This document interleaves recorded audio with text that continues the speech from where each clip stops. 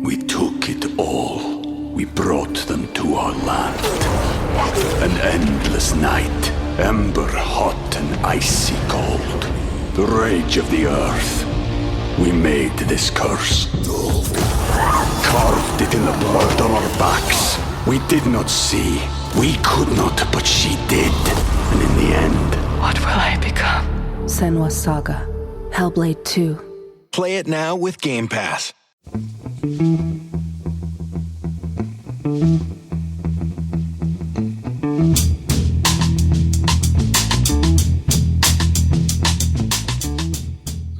Hello and welcome to The Price of Football, the show that looks at the money behind the beautiful game with me, Kevin Day, and Liverpool University's Kieran Maguire. Kieran, we've got some... Are you sure, producer Guy, minds you wearing a T-shirt that says "Hail Satan" on our YouTube channel? Well, I'm a meteorologist in my spare time, so it's a weather forecast. Look, you can see it. It's a weather forecast. Oh, I see. When hell's freezes over, so I think we're pretty close to that at times. Oh, you've got a new idea for a sitcom there. There's satanic weather forecast. That's very good. Dave have had worse. I don't know how you say this, Gary. I don't even say how were tall or how was tall.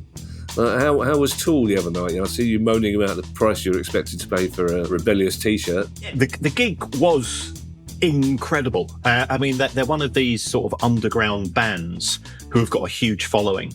So I went with my lad, and by the time I'd shelled out for T-shirts, beanie hats, and God knows what else for him, I could have bought him an apartment. Yeah, it was outrageous. Far more expensive than the price of football T-shirt, which I was wearing. See, that's the thing with those underground anarchist bands, Kieran. They tend to look after the merch. Yeah. Hang on a second. Genesis didn't charge 58 quid for a T-shirt. Not that I've ever been to a Genesis gig, I hasten to add, before people write in. We've got some big news stories, Kieran. I'm always happy to give Christmas a mention, so let's start by saying that one particular Premier League club, Kieran, cast themselves early in the role of pantomime villain. Yes, but also as Father Christmas for a significant number of law firms, by the looks of this. Very good point, yeah. And yes, we're talking about Manchester City. They have made representations to the Premier League, and they are going to a mediation hearing next week, which is scheduled to last for 2 weeks. So why is this happening? Manchester City have become increasingly unhappy. They feel that they're being targeted. They've used an unusual phrase, the tyranny of the majority. Sometimes we call that democracy in a Western democracy civilization. And it's a strange one, but I think they have raised some intriguing points in the 165-page document, which I had to read overnight. So thank you very much to Person X who sent it to me from our good friends in the media. So what City are saying is that rules have been specifically introduced to target clubs like Manchester City, but they've not been addressed for other clubs. So if we take, for example, the moratorium that was introduced within a week or two of Newcastle United being acquired by the Public Investment Fund. That meant that clubs could not sign commercial deals with people even in the same country of the owners. The associated party rules that have been introduced, they go far further than the rules operated by UEFA. They go far further than the rules that were in existence prior to the Newcastle United takeover by the Premier League itself. They go far further than the accounting regulations as well. So this appears to be a specific set of rules introduced. And what City are saying is, under the Premier League's constitution, where it's a 2/3 majority, if you've got 14 clubs that don't like you, they could make life very awkward for you. So, for example, they could say you cannot wear a sky blue kit. If 14 clubs vote for that, that would appear to be part of the Premier League's constitution. Clearly, we've not gone that far, but they've pointed out that If you take a look at some historic deals between related parties, our good friend Andy Holt, for example, he sponsors Accrington Stanley because it's the Wham Stadium and he owns the Wham Group. You've got Bet365 at Stoke City. You've got the King Power at Leicester. There were never any issues with that. The Premier League was more than happy to sign off with the naming rights or the option for the naming rights at Everton Stadium, even though the stadium didn't have planning permission at the time.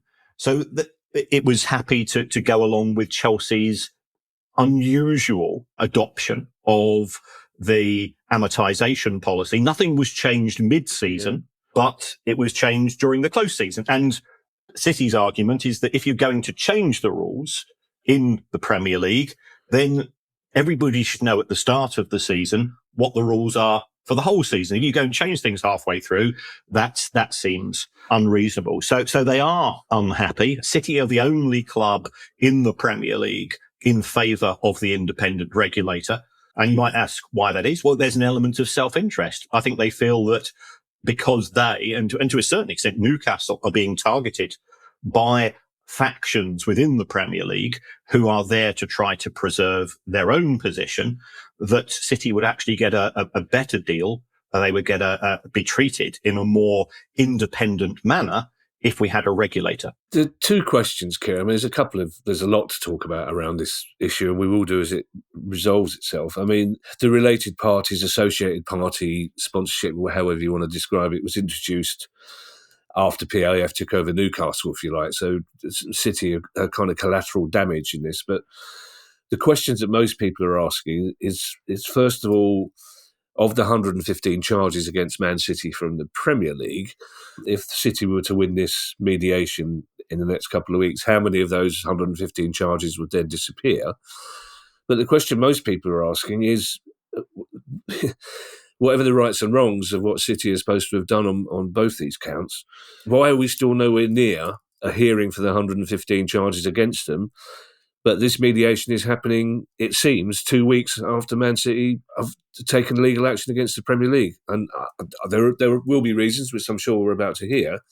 But it does look rather odd, doesn't it? That this, and you can only assume that the Premier League are hearing them so quickly so they can knock off some of those 115 charges. But it's got a slightly odd smell to it, Kieran, hasn't it? Yes, I can understand people wanting to discuss that issue. I think it's an absolutely valid point. With regards to the hearing taking place next week, the Premier League did say in February, I think when Richard Masters made one of his pronouncements, that one of their members was in dispute with the Premier League. Yeah. And I think it was The Athletic who said, well, it's Manchester City. Right. Didn't take a lot of guesswork. I think the issue is that Manchester City's remit is relatively narrow with regards to their issues with the governance of the Premier League.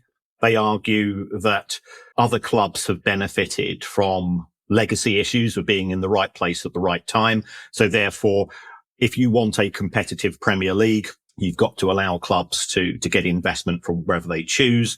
They point out that they're in Manchester, they're not in London, so if they can't charge London prices, they've got a local fan base as opposed to a global fan base, so they can't change prices, and therefore the owners are willing to put money into the club to bridge that particular gap.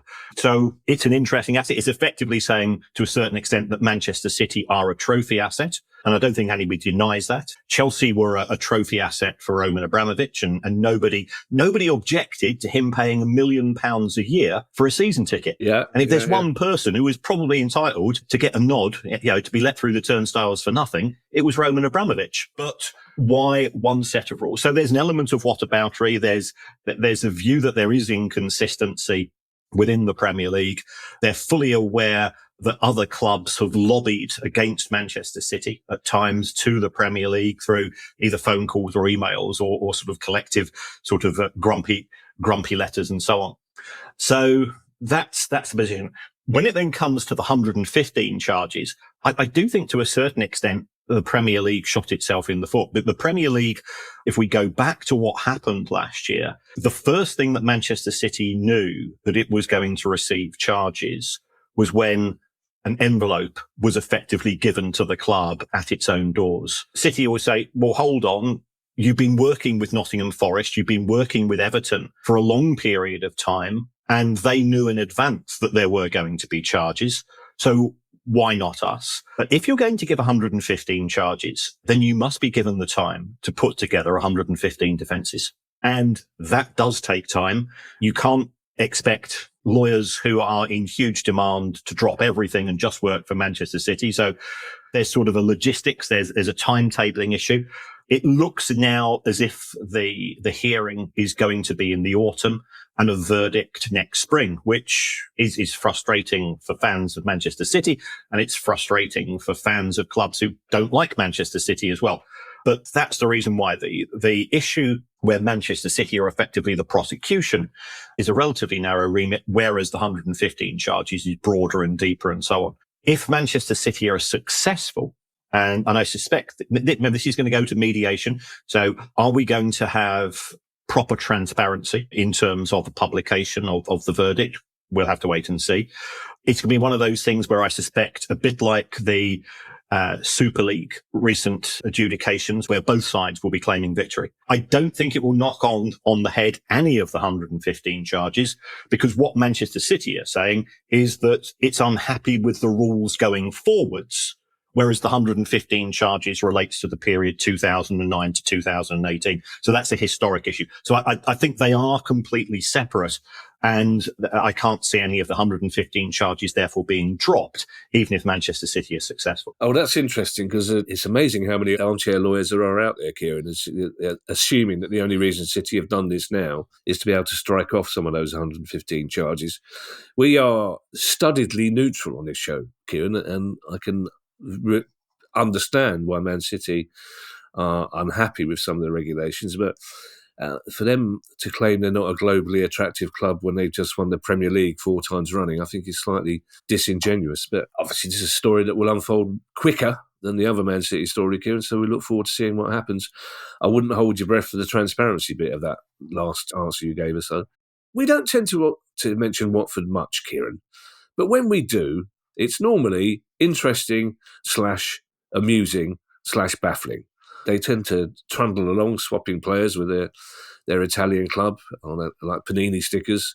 And every now and again, they crop up with something like this. Yes. Oh, that's I've got a list of 10 yeses, Kieran, and that's your best. That's your best one. That one. That's the one that says this is trouble. This story. Yes. Watford have announced that fans of Watford, fans of the game, and investors all round might be interested in the opportunity to buy some shares in Watford Football Club. And what they have done is that they've put up 10% of the company, or going to issue 10% of new shares, with the aim of raising £17.5 million, which values Watford's shares at £175 million. If you add on the £110 million of net debt that they've got on top of that, that values the whole business at £285 million. And I'm going, I like Watford. You know, they're good club, do a lot of work for the community and so on. I've never had the words Watford and £285 million value in my locker before. And then you start to go into what's appearing. So you can buy in sterling, you can buy in dollars, or you can buy in cryptocurrency. Oh. And then you start to hear words like digital benefits and tokens. Ooh. And you go, oh, okay, right. If people want to invest in Watford Football Club, then I would always say take appropriate advice. Yeah. We are not financial advisors. As a non-financial advisor, I would say if I was looking to get some form of financial return on this, I would avoid it. But that's my personal opinion as somebody that I've bought shares in a few clubs when they have been trying to raise money, and I've treated it as a donation. Yeah. You won't be able to sell the shares for a minimum of 12 months. And then things started to get, in my view, very, very disingenuous. So if you go on to the Cedars website, and Cedars is this platform through which the shares are going to be sold, they say the club had 239% increase in commercial income between 2018 and 2022. And you look at that and you go, well, that's impressive. Yeah. And then you say to yourself, well, hold on. Haven't Watford published their 2023 accounts? Yeah. So I go to their 2023 accounts and I find that between 2018 and 2023, commercial income has not increased by 239%. It has in fact fallen by 8%. Oh. Why is that? So that to me is, okay, you're trying to sell something. So you're going to go and show, it's a bit like a greengrocer. You put your best apples and bananas out the front of the store. But this is being marketed as an investment. And this is the type of thing that I don't like. And then it says, oh, Watford made the highest profit in the championship in 22-23. And they're absolutely right. They made a profit of £24 million, but 59 million pounds of their £24 million profit came from player sales. Right. Are Watford going to sell players every season at a profit of £59 million? I suspect not, because if they were able to do that, they'd probably be going back to the Premier League because the players must be that good. So they said that the tokens are going to be a benefit and they're going to give you the opportunity to attend meetings and get intangible benefits. So we attend a meeting, a Zoom call. Yeah. Wow. Yeah. Terrific. So that made me feel uncomfortable. And then I'm looking at Company's House, and it turns out that Watford have taken out 10 loan agreements in the last 2 years. So does this therefore mean that lenders have said to Watford, we've given you enough, and therefore they're now going to perhaps try to generate money from fans and investors? I don't know. It's a simple answer to that. Highest paid directors on 900 grand. Oh. Very good, isn't it? Yeah. So perhaps if you're looking to cut costs, it seems to be that if you're signing off on this, and in my view, I don't like the way it's been presented. I think fans have, to be fair, there was on Twitter last night, there was sort of a Watford fans meeting, and I sort of snuck into that and just to listen. And there was genuine concern. But I don't think that the club has been particularly fair in the way that they've represented this sale. And there's 101 other things I could say, but I won't. That's always ominous. Although producer Guy will be pleased to hear that the legal bill will be going down this month. You've already indicated the answer to this, Kieran, but are they selling this as a chance for Terry and Teresa, Watford fans for 50 years, just to invest a couple of quid to have the share certificate on their toilet wall and be even prouder fans of Watford? Or could somebody come along and snaffle the whole 10% of these available shares? Well, I think they've raised £400,000 already. Right. So yes, you there's nothing to stop you putting in a significant bid, but I think your voting rights are very, very restricted. Right. So being able to have any influence over the Pozzo family who control Watford Football Club, I think is negligible. Again, as a fan, if you want to go and do it and treat it as a donation, then fine. Well, you might as well just go and buy yourself a shirt or buy yourself 2 shirts. Yeah. At least you'll get more enjoyment from that than from having that share certificate on the wall. Because we've seen with other clubs who have sort of democratized to a certain extent the ability to be, as well as emotional investors in Watford Football Club or your local football club, the chance to be physical investors, is that the value of those shares normally doesn't tend to go up. If you look at what happened with Manchester United, until the Glazers put the club up for sale, and here we're talking about Manchester United, arguably one of the top 2-3 brands in football on the whole planet, the value of those shares before the Glazers put them up for sale was in fact lower than when they were originally listed in New York. And if Manchester United can't do it, no disrespect, because we both like Elton and we both like Graham Taylor. I would struggle to see how Watford could do that. Yeah, where it would start to get interesting, Kieran, is if these 10% shares were bought by Mr. X in Udinese. Giuseppe X has bought all of them. That's handy.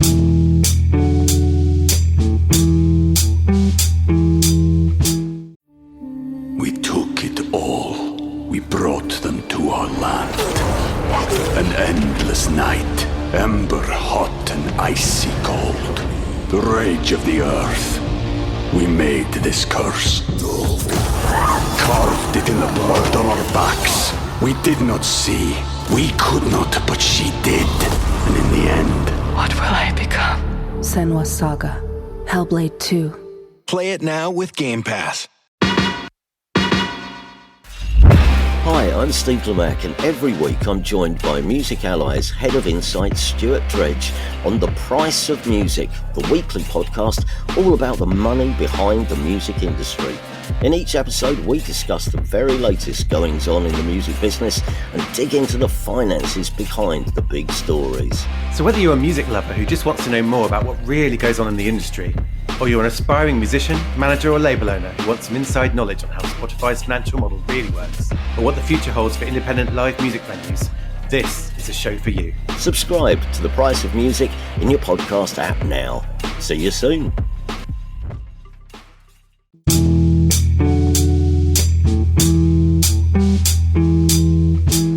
A club that probably would not have expected to still be in the Championship, Kieran, Leeds United, but they may be getting wings next season. They are. Leeds United are owned by San Francisco 49ers Investments. Now, I think there's a lot of confusion to say that that's actually the 49ers themselves. They do have an investment arm.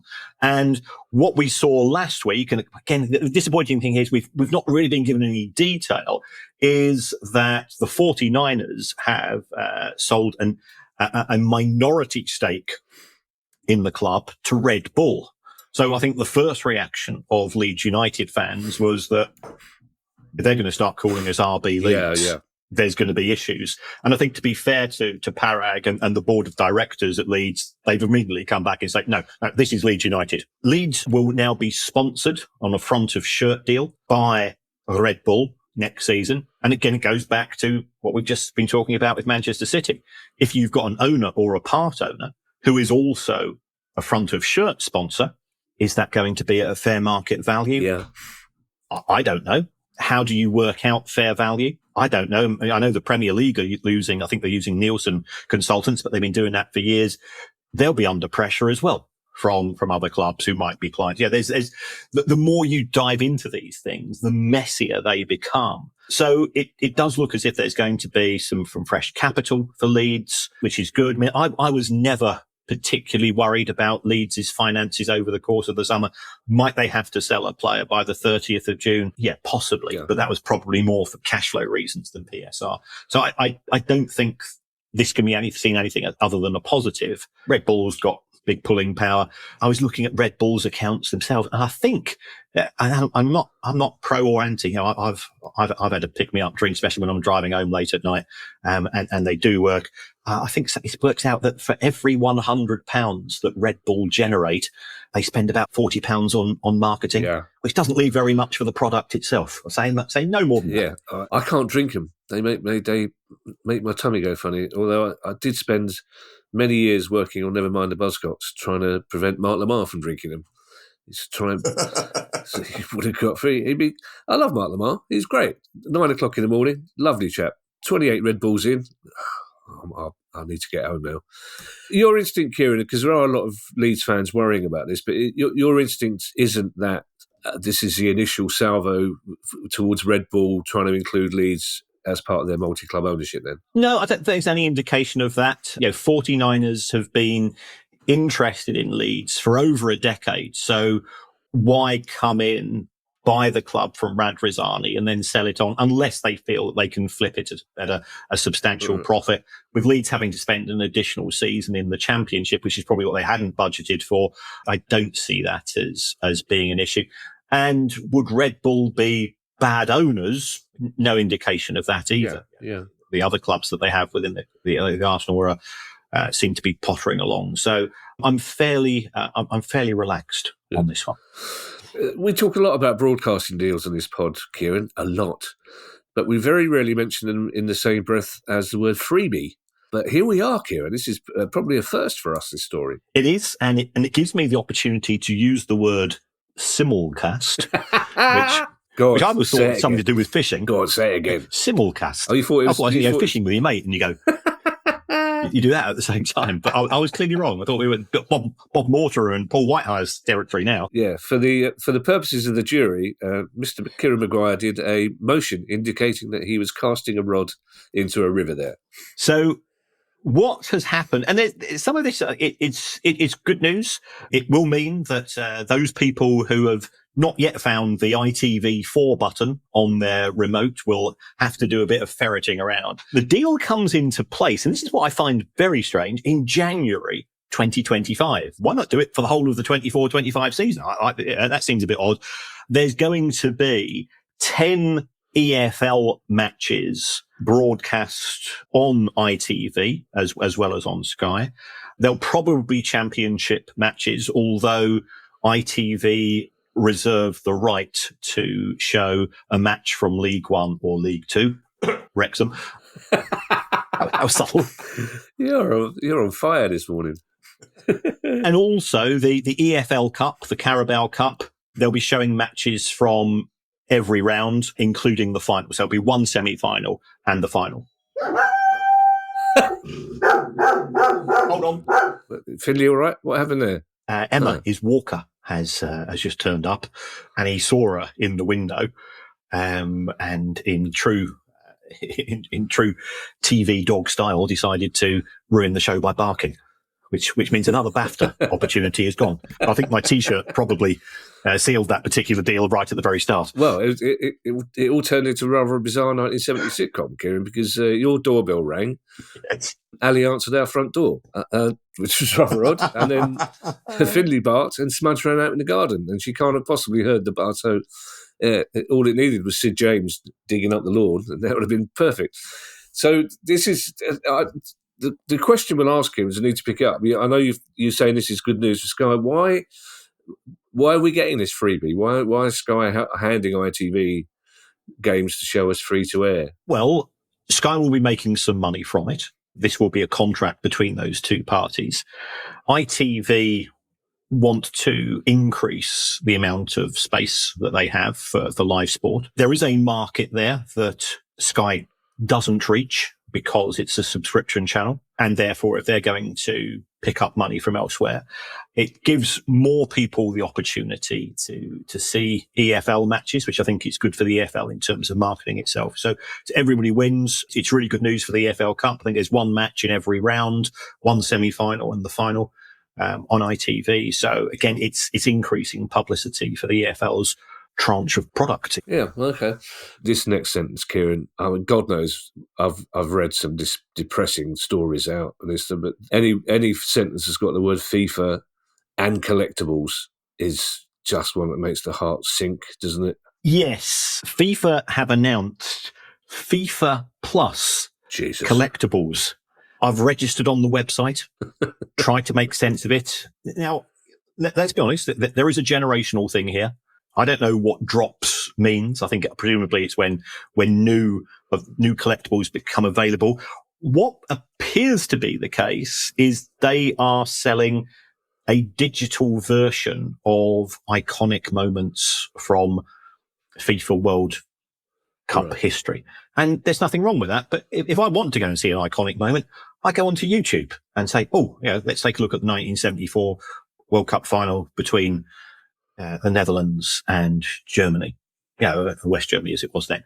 But you sort of become an owner for these. And how does it work? Well, you buy packs of these collectibles, which I think gives you something, a 3-second or a 5-second digital clip of a goal. Again, available elsewhere for nothing. And you sort of become the owner of these because you're able to trade them. I think you're able to trade them using cryptocurrency. And the cards themselves, and this is a bit like Panini cards. I've always said, if you want to collect a digital version of Panini, Philly Boots. They are split between common, rare, epic, and iconic cards, i.e. what they're doing is that they're manipulating scarcity in the market. So they'll be very difficult to get an iconic, the hand of God from Maradona in 1986. So therefore that will in theory increase the value. And when you buy these packs, you're buying them in theory at random. So you don't know what you're going to get. And it was sort of being marketed, but then I think they've rode back a bit as an opportunity to get World Cup 2026 tickets. But from what I can make out, what you have to do is that you have to have about 15 of these cards, and you've got to have, 8 common, 3 rare, 2 epic, and 1 iconic. And then you're given the opportunity. You don't win World Cup final tickets. You get the opportunity to buy them. I've registered to buy tickets for the World Cup 2026. I want to see it as a football fan. Is this sort of guaranteeing you the opportunity to buy tickets?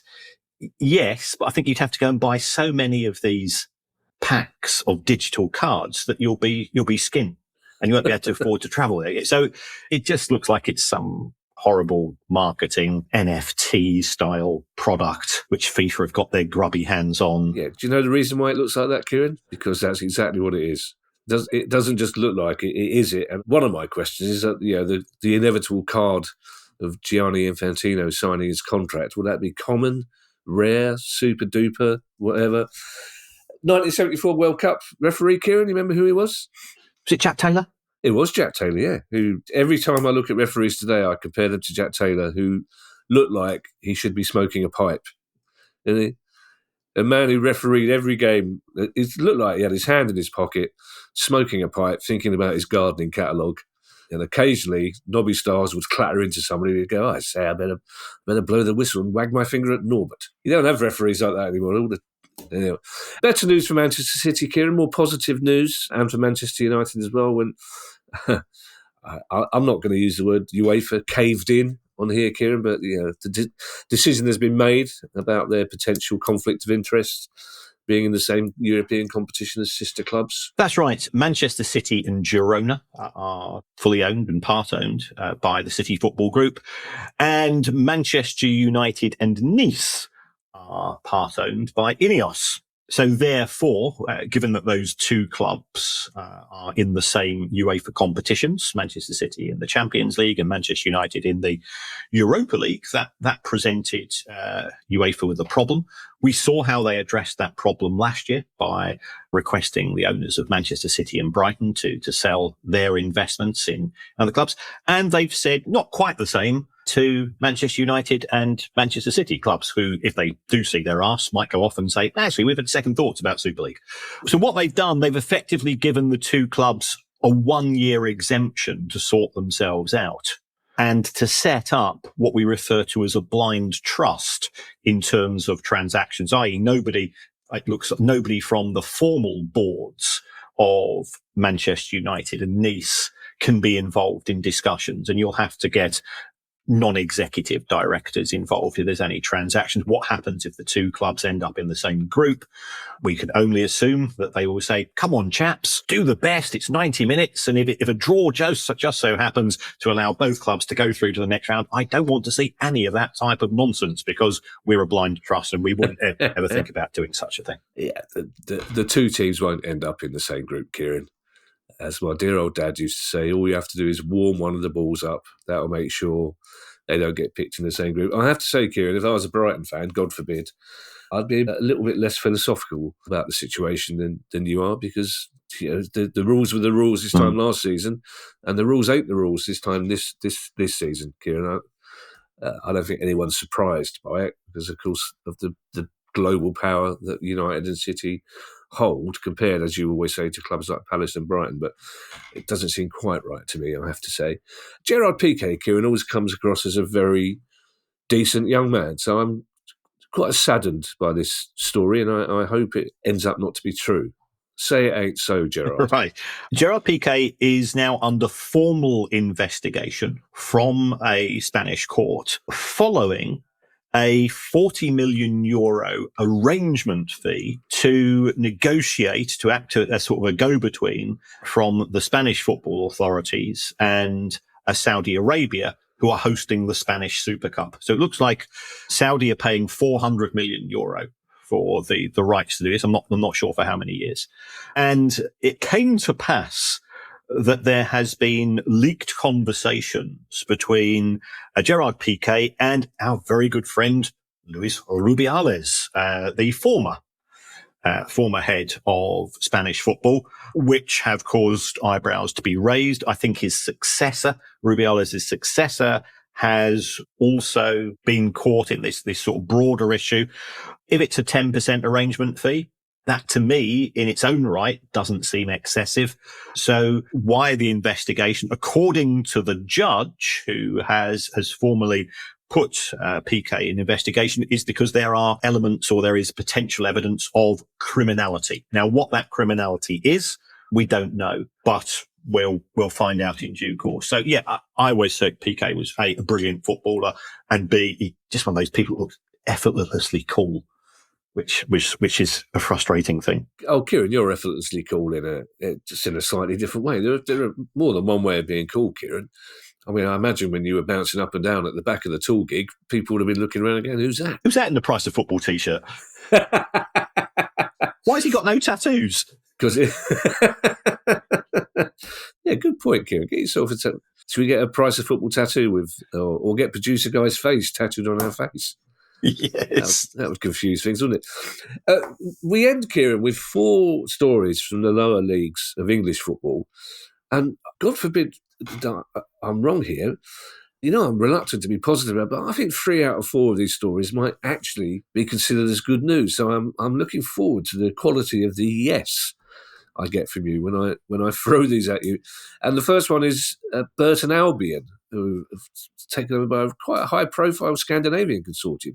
Yes, Burton Albion have, in my view, been one of the best-run clubs in the EFL. They've always run themselves on a sustainable basis. Ben Robinson, who's the owner, who's been connected with the club for 50 years, has run a tight ship. Having been there as an away fan, it's one of those places you go, oh, this is proper football. It's sort of just, nice little stadium, good few boozers nearby. Everybody has a good time, and then you go home. And that's fine. But it's been sold to the Nordic Football Group, which is a newly formed company which was previously called Yellow Mash Limited. Ooh. Which that's sort of. Yeah, that's a dodgy third album from a prog rock group, isn't it? Yeah, that type of thing. So that's the case. It looks like, I think Ben Robinson's son is going to stay on. I think Ben Robinson's going to become sort of life chair or life sort of guru. So he's giving up sort of the formal running. I think his daughter, who has been working at Wrexham, I think she's going to take over as chief executive. So the family ties, the local ties, are going to be maintained, which I think is good. Yeah, this is. I'm going the full Terry Collier here. I've always thought that Nordic people are quite cool and decent. So it would seem that they've got new owners who want to take the club perhaps a little bit of an adventure. It does seem to be a positive, and there's a bit of succession planning going in here. So yeah, it looks like a good story. I'll ask what I'll always ask in these circumstances, Kieran. Do we know how much money we're talking about? And this is an amicable takeover. This is, Burton are not being taken over against their will here. No, it seems to be very, very friendly. Good. There is huge interest in English football. Everybody wants a piece of the Wrexham pie. In my view, when it comes to the smaller clubs. Can that be replicated? Yeah, that's a separate discussion to be had. The price, we don't know. The Yellow Mash Limited, now the Nordic Football Group, was set up as a £1 company. So we'll have to wait and see. But it does seem to be all very friendly and progressive. And Burton fans, it's just one of those clubs that doesn't ripple the waves in my negative vibes scenarios. So yeah, they've always been impressive as far as I'm concerned.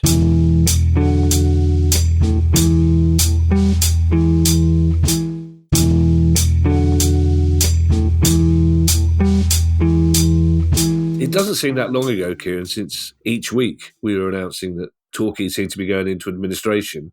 But finally, not that long ago, so they haven't had to wait too long. Good news, I hope, for Torquay fans, including our good friend Charlie Baker. Yes, Charlie will be absolutely delighted. Torquay United have been acquired by Big in Business Limited, a newly formed company, but I think it's fair to say that the former owner, Clark Osborne, had burnt his bridges with the vast majority of the fan base. There was a feeling that he was more interested in the real estate opportunities at Torquay United rather than the football club side of things, which is never a good thing. So the club is, A, it's in existence. B, it's got owners who they're saying the right things. And I think if they work on the issues that we've always said, communication, transparency, engagement, then the club can return. For me, Torquay United was always an EFL club, and it's dropped under harder times. I've again been there as an away fan in an EFL match, and you'd like to be there again. Well, yeah, I'd love to. All I could say is, Kieran, if only my team had spent more time in those lower divisions, I would have been to some of these grounds. I've driven past some of them. I've seen them in the distance, anxiously wait for the Carabao Cup draw, as I've never been to Burton, but I envy you all those years in the wilderness. I stopped myself from saying that because I'm the last person to consider League 1 and 2 and National League as the wilderness. It's part of the biggest problem in football at the moment, that too many people do consider it as a place no one wants to go. Do we know anything more about the new owners, Kieran, other than the fact that they've taken over Torquay? No, there's been major activity at Company's House overnight, with the old guard shuffling out and the new people coming in. I think the fans seem in a positive mood as well, because they've got a degree of certainty. So perhaps we'll see if we can get producer Guy to have a chat with them and get them on and find out what their ambitions are. Yeah, well, we've got some people from Southend coming on in a couple of weeks, hopefully, because there's still shenanigans going in. I love it when you say major activity at Company's House overnight, because it literally does sound like a couple of minivans are coming in, unloading some laptops and dragging some people out, putting them in the back.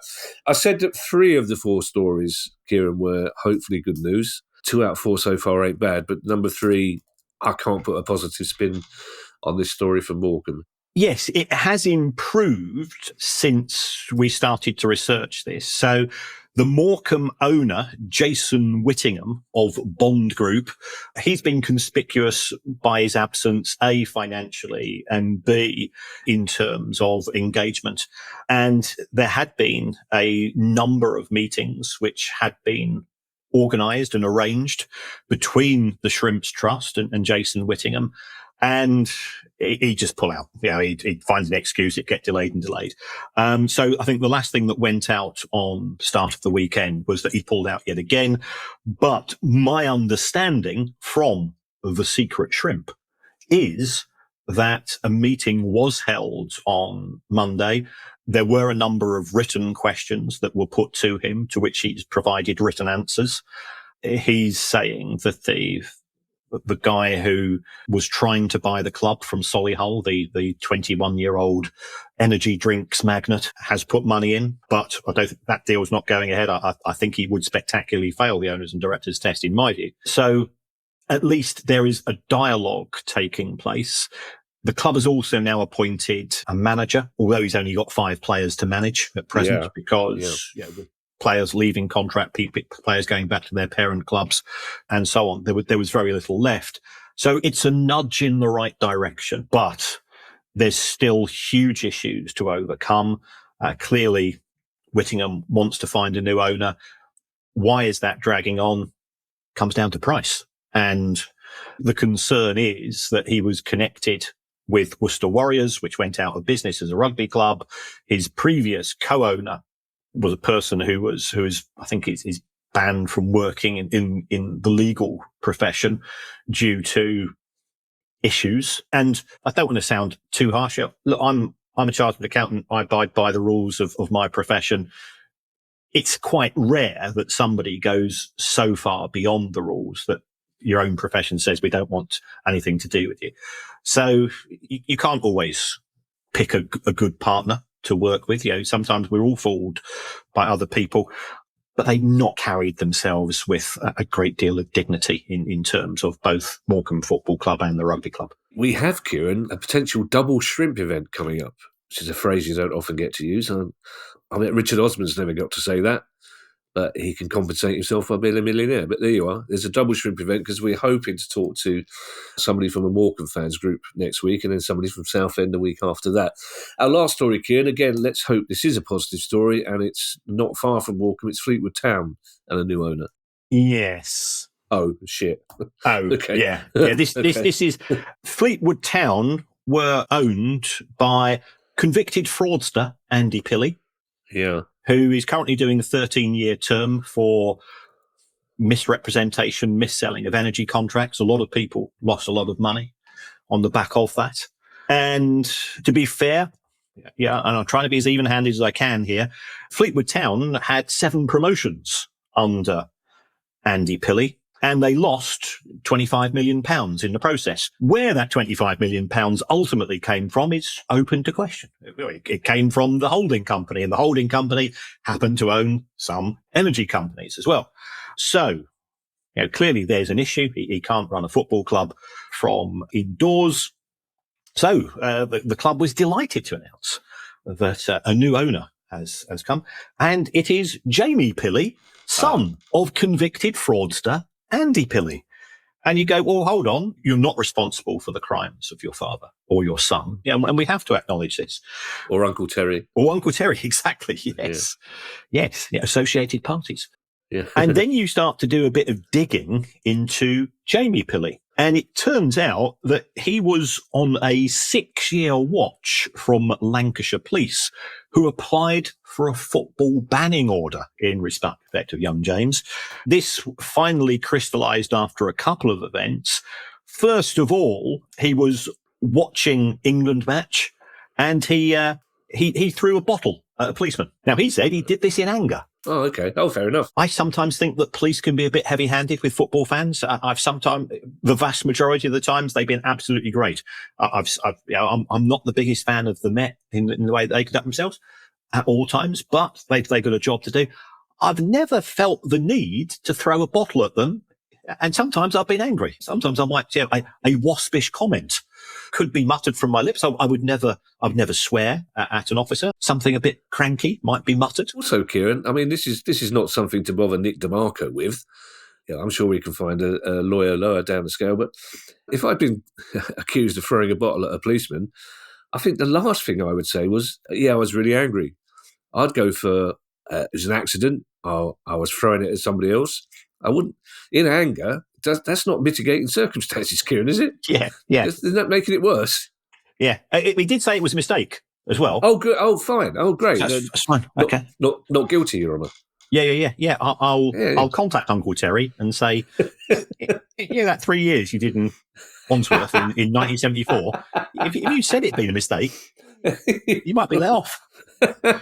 So he's been approved by the EFL under the owners and directors test because those are now spent convictions. There were also, he, by all accounts, tried to allow fans into the Fleetwood Stadium who had themselves been banned by stewards, had young Jamie. Now, it could be that he's a young man and as a young man, he was trying to show off to his mates and so on. And his dad says, well, I'd have let them in anyway. Never mind the stewards. It looks as if there will be some non-executive directors appointed as well. And I think that will probably have been part of the EFL's view that, okay, we'll allow you to own the club, but we need somebody to keep an eye on you. How often he'll have a conversation with his dad about the running of the club, we don't know. It's none of our business. It's a funny one. Well, it might be none of our business, Kieran, but it's certainly the business of Fleetwood Town fans, really. What slightly worries me is there's a real sort of Blackpool vibe there, isn't there, Kieran? And no one wants to say that about their club, do they? I just assume, Kieran, that if your new owner, if your ex-owner was a convicted fraudster who was actually currently doing time in prison, I just naively assumed that having a new owner would be a more positive step forward. So I was slightly taken aback when you said it wasn't. Thank you to everyone who's donated to the pod via our Patreon page. If you'd like to make a small monthly contribution to the pod as well, that'd be very kind of you, and it'd get you access to our chat community and our regular quizzes. And we have one coming up this very night, 7:30 tonight is our end of season quiz. There's some cracking questions. Kieran's done himself proud for these questions. And if you want to take part in that, you become a Patreon, patreon.com/priceoffootball. If you have a question you'd like answered on the show, email us at questions@priceoffootball.com. And don't forget, you can follow us on Twitter and on our YouTube channel. And you can go to priceoffootball.com if you want to buy one of our books or get yourself a Price of Football t-shirt, or there might be a spare tool t-shirt going there as well. So we will be back. Can't afford that. We'll be back tonight for some of you. We'll be back on Monday for Tuesday. I can't get used to that. We'll be back on Tuesday for our regular questions pod. In the meantime, I shall hand you over to Mr. Kieran Maguire for his customary farewell. Well, thank you to everybody, and we look forward to meeting you. Anybody that is turn up in your football shirt. Yeah. It's a football quiz. We'll dig one out or two. So thank you very much. Patreon is one way of supporting the pod. There's another way. You can give us a review. Go on to your app, say something positive. You can say something negative. We've been talking a lot about clubs in Lancashire. So you could even say you would rather have the show presented by two fine sons, or certainly two interesting sons of Lancashire, in the shape of Tyson Fury and George Formby. I think that would be a meeting of minds. I could just see George with his ukulele and Tyson joining in with, he likes a song, does Tyson, doesn't he? He does like a song, yeah. Also, to be fair, if Tyson tells you to stop playing that fucking ukulele, you stop playing that. Do you know what? I've always wanted to meet Tyson Fury. I find him a fascinating character. George Formby, less so, but he's an interesting character. Mrs. Formby, his wife, even more interesting though. Oh, that would be a good one, wouldn't it? I'm sure that there must the George Formby Society and the Tyson Fury fan club. We must be able to get them together and sort so. Obviously, they'd have to do it leaning up against a lamppost, I imagine, which Tyson looked like he was doing during round 9 of that last fight. But that's bye, everybody.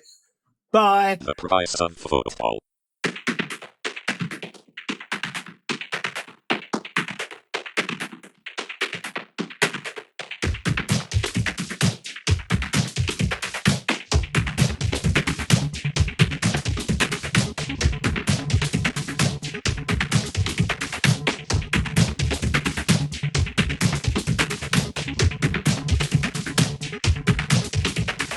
The price of football.